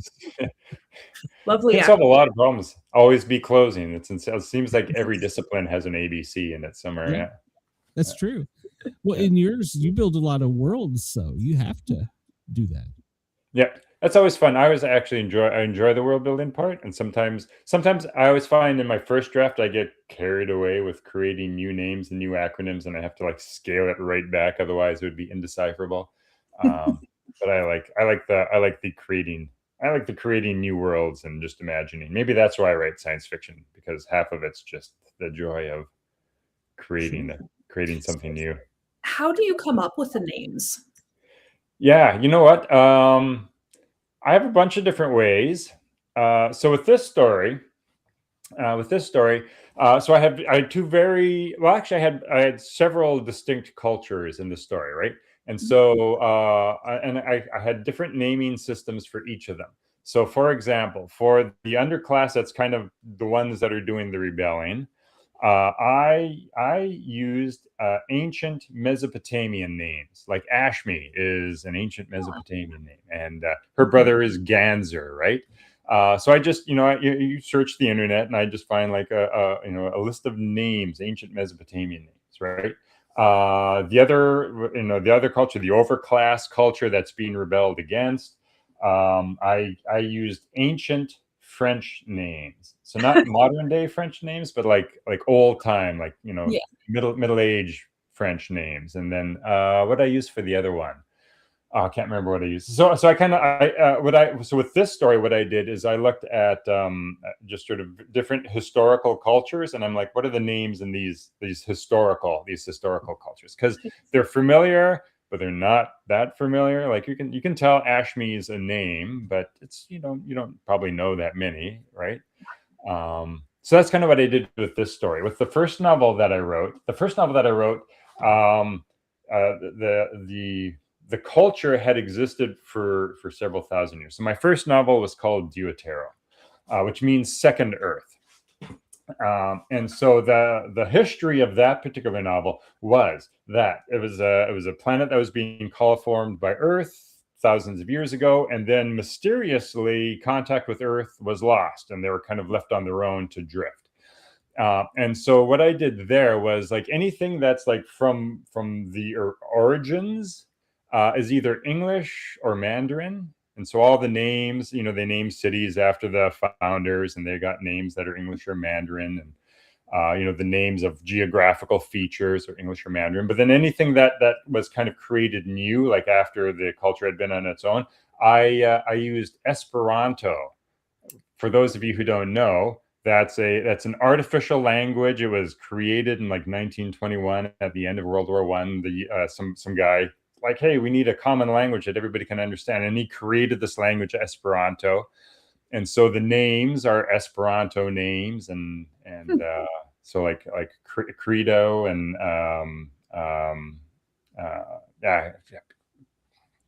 people like that as Esperanta.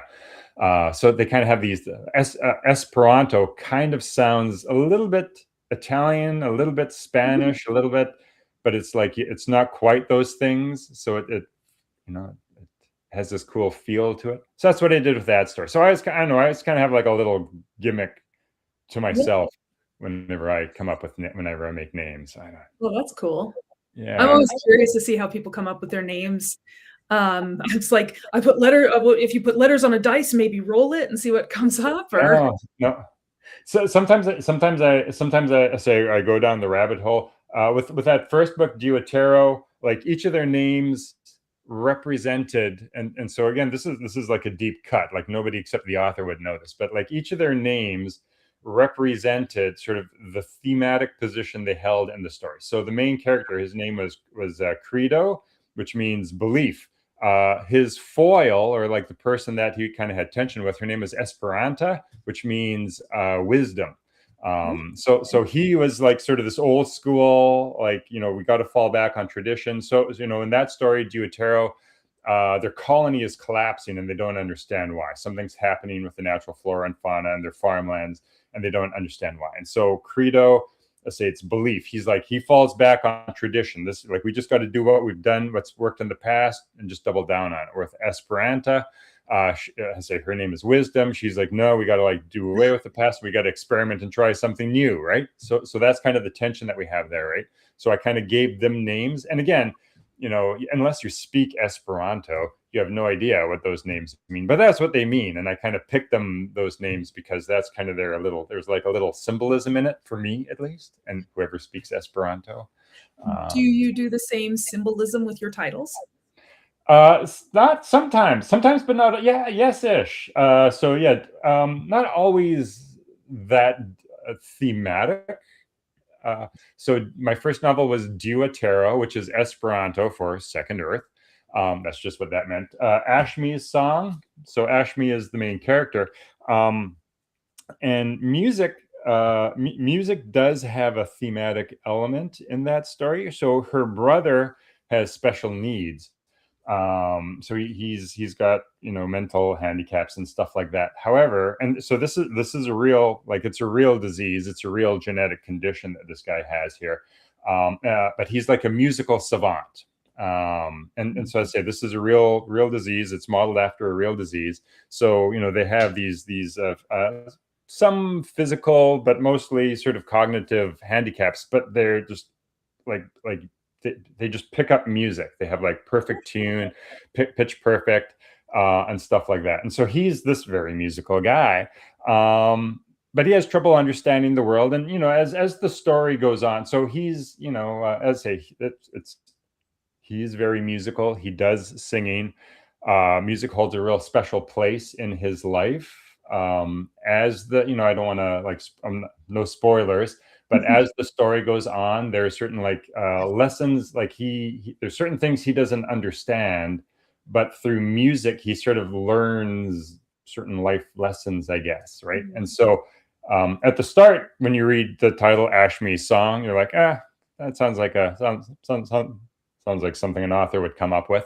Once you realize that, okay, her brother's like really musical, like, okay, you're like, okay, maybe I see a layer of meaning behind Ashme's song. And then I think by the end of the book, when you see the lessons that he's learned and what music means to him at the end, I think there's more depth that you can sort of get in the title, if you want to. For those who are interested in that kind of thing, though, there's some little Easter eggs that you can unpack if you're so minded. Yeah. How did you find out about this malaise, or whatever you about that disease? So again, it was trying to play against type, or play against tropes. I was trying to play against tropes. So typically, when you have a dependent family member in most stories and most movies, right? Especially if the main character is a woman. The dependent family member is like a kid, like they got a kid and like, oh, I got this, you know, baggage that screams and cries and I got to keep my kid alive. Right. And I've you know, that's been done to death. So I didn't want to have the family member as a dependent. So it's her brother and it's her twin brother. They're fraternal twins. But he has this genetic defect.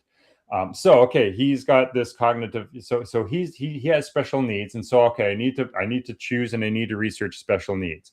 Now, when you're writing a story, so real life just rolls the dice and, you know, you take what you get in real life. But when you're writing a story, you need to make choices that allow you to tell the story. So he needs to be a dependent, but not so dependent that like he's, you know, wheelchair bound, like, you know, he's wheelchair bound. Like he needs to be able to, you know, for me to write the story and for the story to work, he still needs to be able to, he needs to have some functionality. Like he's not a vegetable, but he has some functionality, but he's not able. So that kind of narrows the spectrum of things that he could have. Again, the common trope in just today's culture is like, oh, he's going to have autism and stuff like that, or something like that, right? And I'm like, okay, well, that's been done to death, and I don't want to go on that, you know, retread that ground. So I want to find something different, and then it's just a bunch of research. I always think that I always feel like all authors must be on watch lists based on their Google search. I was just gonna say, I wonder what that Google search looked like. Yeah, right. So it's like, what is this guy? Like the NSA is like, what is this guy into? Oh, he's an author. Okay. Yeah. But at any rate, it's just sort of it's just a bunch of it's research until you kind of found a thing that, yeah, this you know, these people or people with this condition are dependent, but they're still have enough functionality for me to be able to tell the story that I want to tell. Yeah, that's how that decision got. That's how that happened. So it's short answer. It's the needs of the story and what fits the needs of the story, and then just research until you find it. How much AI is incorporated into your story, but how much AI do you use? Yeah. So there. Oh, cool. All right. So there's a couple of things. One is in the history of this world. So at the present moment in the story, the cultures, the societies have this nervous relation with AI. And they throttle AI. So you can have AI, but they put governors on it so that it doesn't hit singularity and become these godlike intelligences. Because in the past, they had AI that hit singularity and became these godlike intelligence, and it sort of ran. And so this was a long time in the history of the world, but it kind of ran roughshod all over the world. Did all these weird things, like totally inexplicable. So for example, just one day, 1,000 years ago, one day, these strange structures appeared in cities all over the world. And they're just these big, long oblongs. They're like a micrometer thin, but, whatever, a skyscraper height. They just float there. Nobody knows why they're there. They just made them one day. And then one day, all these, godlike AI just left.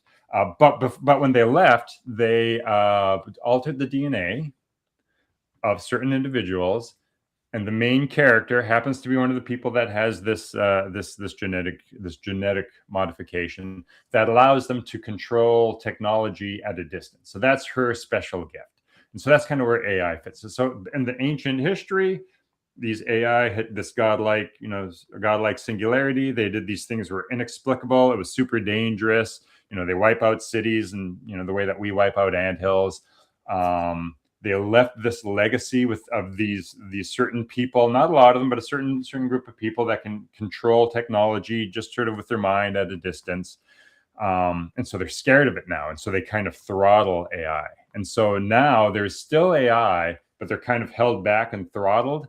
And so the main character created her own AI, which kind of, hangs around, talks in her head. She can get to help out, but it's kind of throttled from hitting that singularity and becoming godlike. So that's how I handled AI in this story. That's kind of the role or some of the roles it plays in this story.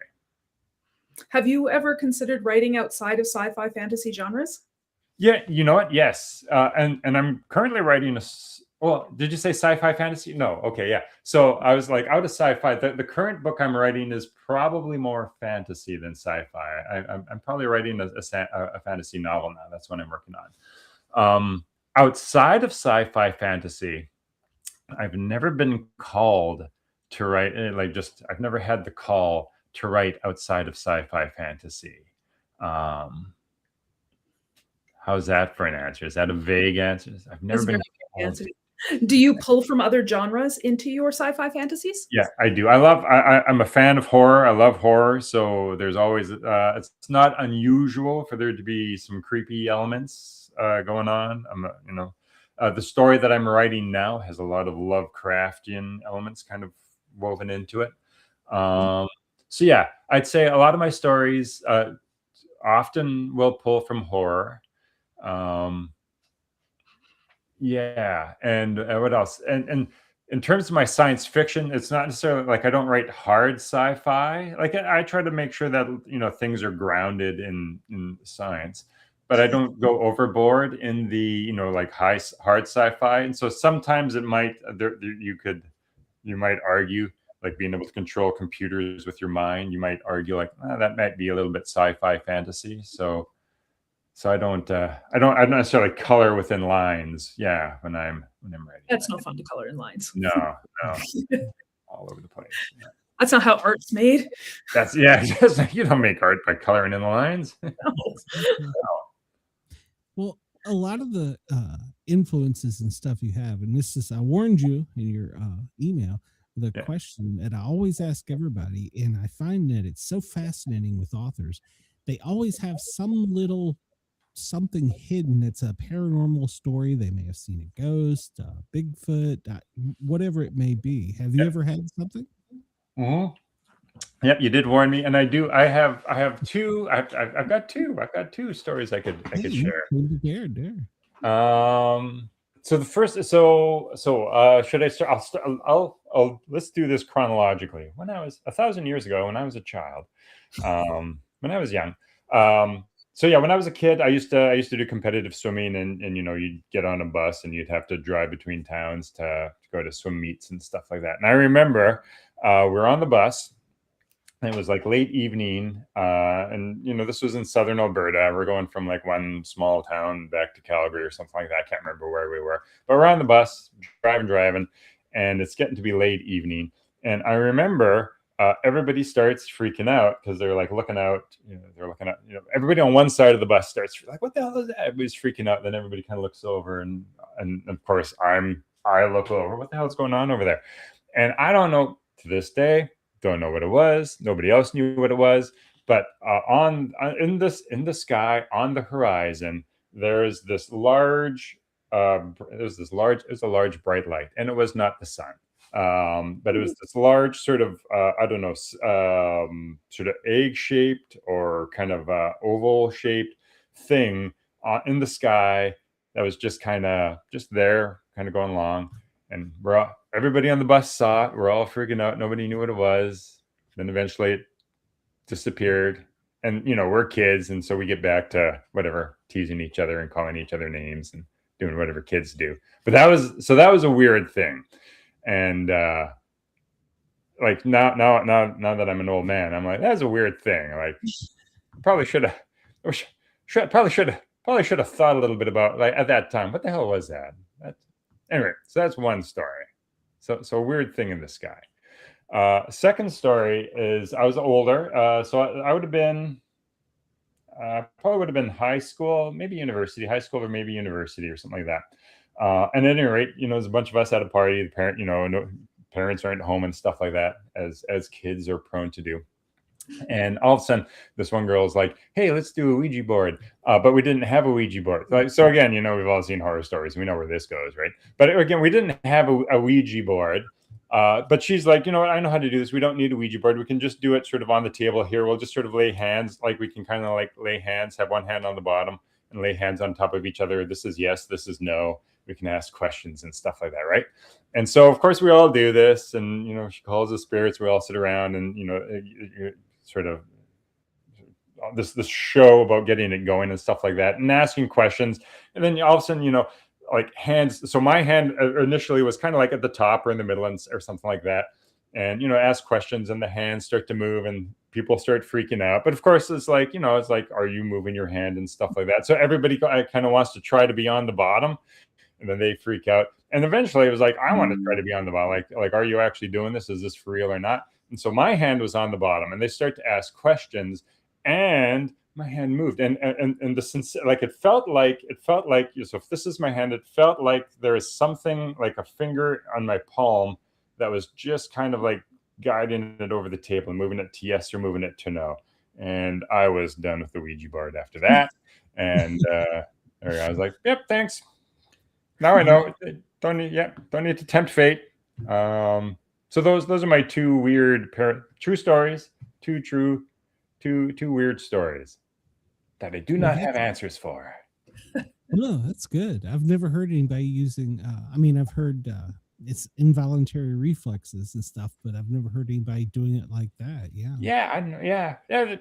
She's like, we don't need a board. You can just use your hand. And I swear, like that's like if you put your hand like that, that's exactly what it felt like, just like a finger on the palm, just sort of moving it, and then everybody else's hand was like stacked on top. So there you go. That could creep you out, or were you okay with it? I was like, okay, yeah. I was like, okay. I was. I don't know what I was expecting, but yeah, I'm good now. I think I'm done playing Ouija board for the night. Bought the T-shirt, done. Yeah, exactly. Yep. Yeah. So there you go. Nowadays,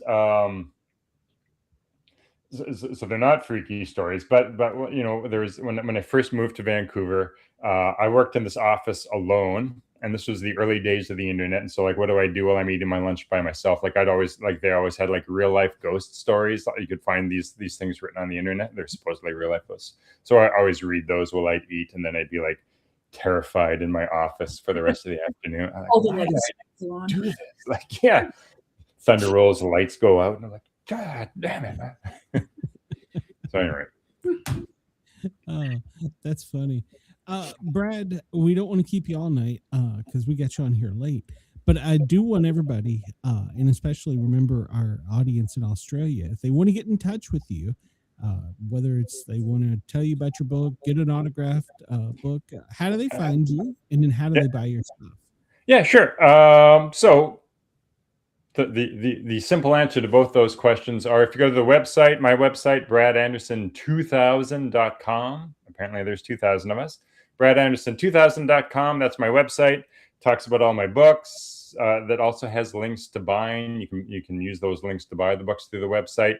If you don't want to go to the website, you can find my books on like Amazon, Barnes and Noble, like wherever you buy books. Wherever you buy books, you can find these books, hard copy or electronic copy. Ashme's song. So I got this guy here, Ashme's song. My first book is Duatero, Duatero. They're both fun books. I enjoyed writing them. People enjoy reading them. They're both fun books. So there you go. bradanderson2000.com. Find me there. Is it going to be 16 years before you write another one? I know. Man, every once in a while I hear these authors that are like, oh, I can write a novel a month. I'm like, oh, you son of a... It's me like, you got no life, no kids, no obligations. How do you... Yeah, I know. Yeah, that's my problem. I'm like, oh, I have a job. But yeah, at any rate, yeah, it won't be 16 years, but usually takes me years to write a book. So I'm almost finished a draft of my next book. So hopefully in the next couple of years, I'll have another book out. Okay.